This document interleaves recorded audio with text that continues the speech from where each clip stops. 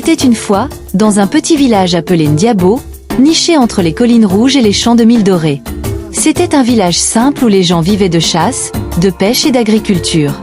Là-bas, tout le monde se connaissait, et chaque famille portait un honneur qu'elle protégeait jalousement. Dans ce village vivait une jeune fille nommée Amara, âgée de seulement 15 ans. Orpheline de père et de mère, elle avait été élevée par sa grand-mère, Mama Kadiatou, une femme sage aux cheveux blancs comme la cendre et au cœur grand comme le ciel. Amara était connue pour sa gentillesse. Elle aidait les plus vieux à porter l'eau, partageait toujours son repas avec ceux qui avaient faim, et n'insultait jamais ses camarades, même quand on se moquait d'elle. Pourtant, parce qu'elle était pauvre et orpheline, certains jeunes du village la regardaient de haut. Mama Kadiatou répétait souvent à sa petite fille: « Mon enfant, dans ce monde, on ne choisit pas toujours ce que la vie nous donne. Mais on choisit toujours ce que l'on offre aux autres. Souviens-toi, celui qui sème la haine récoltera des épines, mais celui qui sème l'amour récoltera des fleurs. » Amara gardait précieusement ces paroles dans son cœur. Un jour, le chef du village organisa une grande fête. Les tam-tams résonnaient, les femmes chantaient, et les marmites fumaient d'odeurs de viande grillée et de sauces parfumées. Alors que tout le monde dansait et mangeait, un problème survint. Un gros morceau de viande préparé pour le chef disparut mystérieusement. L'agitation se fit sentir. Les regards se croisaient, chacun cherchait le coupable.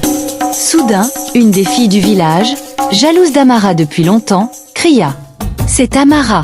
Je l'ai vue rôder près de la marmite. » Aussitôt, plusieurs voix se levèrent. « Oui, ça doit être elle. Cette orpheline n'a rien à manger chez elle, sûrement qu'elle a volé. » Le cœur d'Amara se serra. Elle se défendit. « Non, je n'ai rien pris. Je n'ai même pas touché à la marmite. » Mais personne ne voulut l'écouter. Le mensonge, porté par la rumeur, courait plus vite que la vérité. Même certains adultes secouaient la tête avec déception.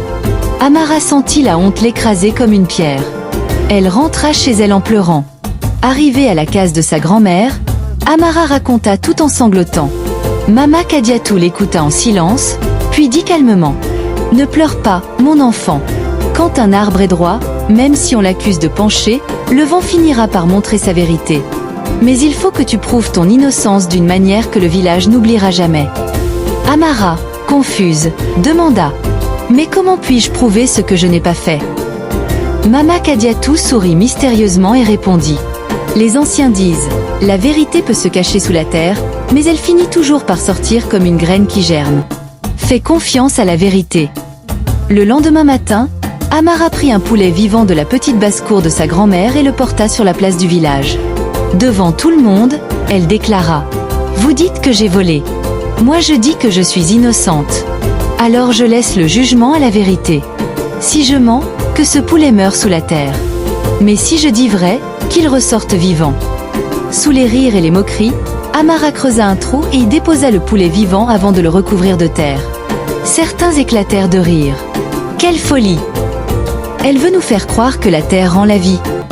C'est une sorcière, cette fille. » Mais Amara resta debout, les yeux brillants de larmes, et répéta seulement: « Que la vérité triomphe. » Les jours passèrent. Le premier jour, les enfants du village venaient se moquer devant l'endroit où le poulet avait été enterré. « Alors, Amara, ton poulet chante-t-il encore ? Tu verras, il va pourrir sous terre, comme ton mensonge. » Amara ne répondait pas. Elle se contentait de prier chaque soir: « Ô vérité, éclaire ma vie. Ô justice, rends-moi mon honneur. » Le deuxième jour, même certains adultes commencèrent à la traiter de menteuse. Mama Kadiatou, elle, continuait de répéter: « Patience, ma fille.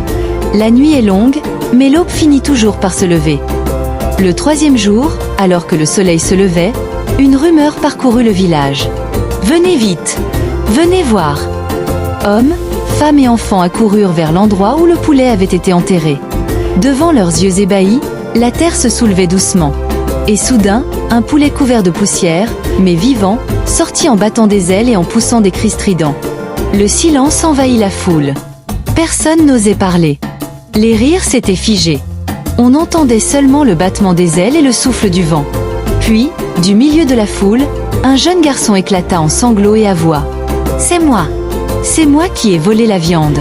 J'avais faim et j'ai eu peur d'être puni. Alors j'ai accusé Amara. » Toute la vérité venait d'éclater. Le chef du village, un vieil homme sage, s'avança et dit d'une voix grave. Aujourd'hui, nous avons appris que le mensonge court vite, mais la vérité marche lentement. Pourtant, elle finit toujours par arriver. Amara est innocente. Que son nom soit lavé de toute honte. Les parents du garçon vinrent demander pardon à Mama Kadiatou et à Amara. La vieille femme répondit avec douceur. L'enfant qui avoue mérite le pardon. Car celui qui tombe mais se relève est plus grand que celui qui prétend ne jamais tomber. Le village entier comprit alors que ce n'était pas seulement un poulet qui était ressorti de terre, mais aussi la dignité d'une jeune fille injustement accusée. Les jours suivants, Amara ne fut plus jamais traitée avec mépris. Au contraire, elle devint un exemple pour les jeunes et une voix respectée parmi les anciens. On l'appelait désormais « celle qui fit parler la vérité ». Elle utilisait sa nouvelle réputation non pas pour se venger, mais pour enseigner aux autres l'importance de l'honnêteté et de la patience. Aux enfants qui se disputaient, elle disait « N'ayez pas peur de dire la vérité. Même si elle vous fait mal aujourd'hui, elle vous sauvera demain. » Aux adultes, elle rappelait « Ne jugez pas trop vite. Celui qui pointe du doigt un innocent oublie que 4 autres doivent se tourner vers lui. » Et souvent, lors des veillées, Mama Kadiatou concluait en disant « Voyez mes enfants, le poulet d'Amara nous a appris que la vérité, même enterrée vivante, ne meurt jamais.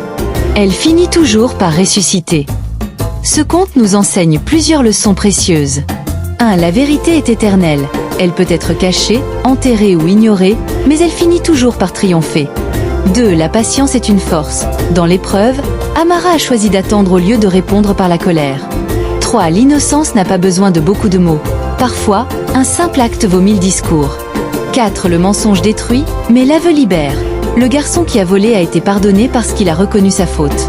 5. Ne jamais juger sans preuve. Car celui qu'on accuse injustement peut être celui que Dieu veut honorer.